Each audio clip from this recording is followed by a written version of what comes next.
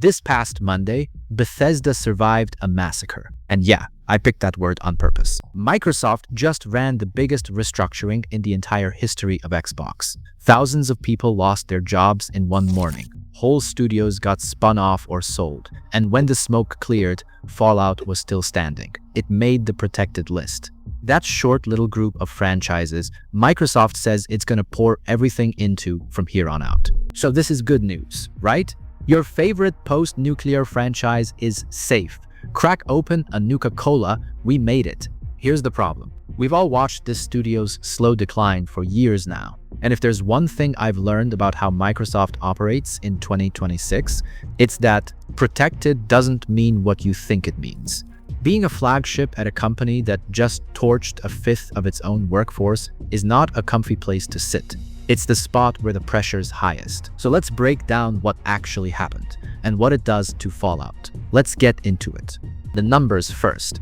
Microsoft's cutting roughly 3,200 jobs across its gaming division. About 1,600 were gone on day one, and the rest fall by the end of next June. 4 studios are getting cut loose completely, including Compulsion Games, Double Fine, Ninja Theory, and Undead Labs, the team that was building State of Decay 3, which is now up in the air.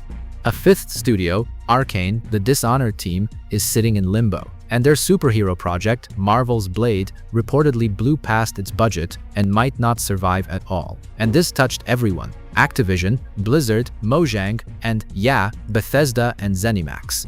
There's even a second wave, another 1,600 people, expected sometime over the next year. So thousands of developers get to spend months wondering if they're next. Now, here's why it happened. Because the reason is the whole story. A few weeks back, the new Xbox CEO, Asha Sharma, put out an internal memo, and it's bleak.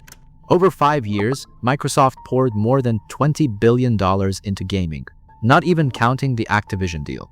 And the division's limping toward the end of its fiscal year at a profit margin of around 3%. The memo admits the business is running at margins somewhere between 3 and 10 times lower than comparable companies, and flat out says it is not healthy. There's one line that's basically become a grim little catchphrase this week. This cannot continue. So what went wrong? They bet big on Game Pass, on putting their games everywhere, and it didn't grow the way they hoped. There's one number that says it all.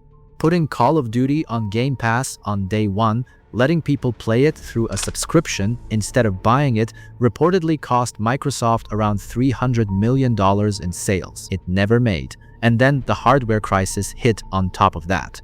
Thanks to the insane demand for memory chips feeding the AI boom, console parts now cost several times what they did a year ago, and they can't even build enough machines for the holidays. But here's the part that really gets me. While the gaming division's being cut to the bone over a 3% margin, the parent company, Microsoft, is on pace to spend north of $100 billion on AI this year. So the people making Doom and Fallout are getting told there's no money. In a company spending more on AI chips than most countries spend on anything. Keep that one in your back pocket every single time an executive says the word sustainable. Now let's walk through Bethesda's front door. Because Fallout is safe hides a lot of bodies. The studio that got hit hardest was ZeniMax Online, the team behind the Elder Scrolls Online. Reports say up to half of the active development team got let go in one morning. And this isn't some failing side project.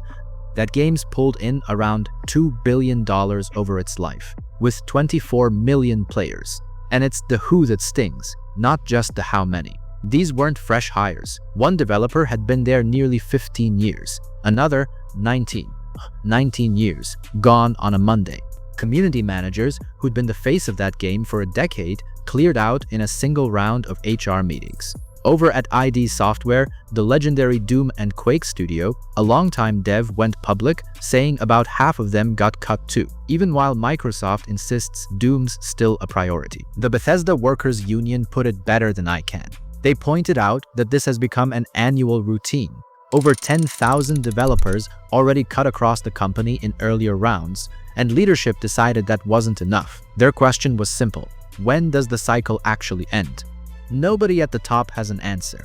Because there isn't one they're willing to say out loud. So when I tell you Fallout survived, Understand what it survived. A building where the lights are getting switched off, room by room. Now, here's the detail that tells you where this is really going. Microsoft named its flagship franchises, the ones it's gonna fund and protect. For Bethesda, that's The Elder Scrolls, Fallout, Doom, Quake, and Wolfenstein. Read that list again.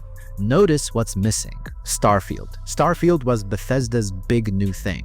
The first brand new universe they'd built in 25 years. It launched with mountains of hype and landed with a thud for a lot of players. And now, when Microsoft sits down and lists the games worth protecting, it's not on there.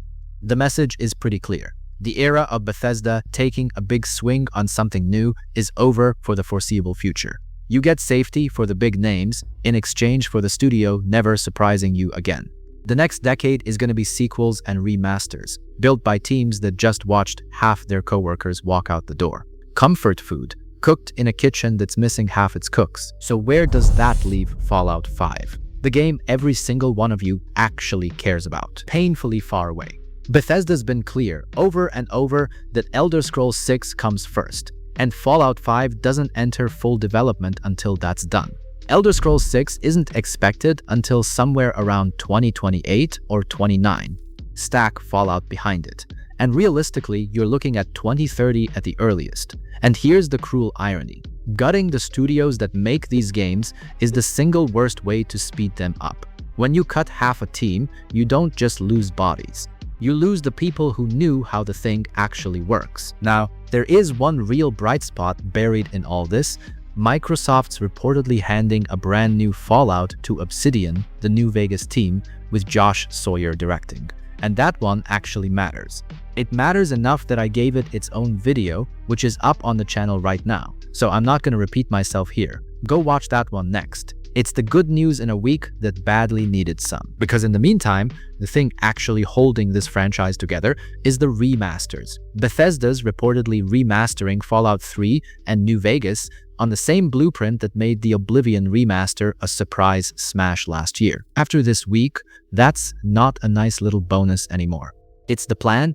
It's the only thing that can put a Fallout game in your hands before the end of the decade. And when a company leans this hard on remastering games from 2008 and 2010, that's not a franchise firing on all cylinders. That's one running on fumes, selling you the past because the future isn't ready. So let me pull this all together, because the real cost of this week is getting missed. Everyone's focused on the release dates. Will Fallout slip? But the important cost is the one you can't see on a roadmap. It's the 15 years of experience that walked out of ZeniMax on Monday.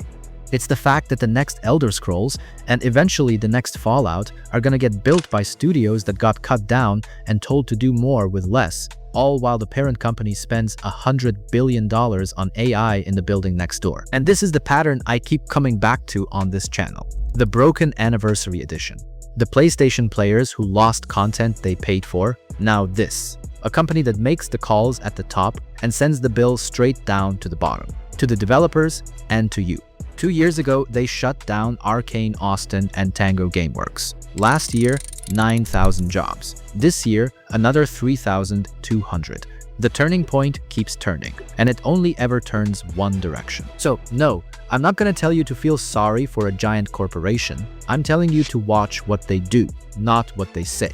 When an executive tells you a franchise is protected, ask who got fired to protect it.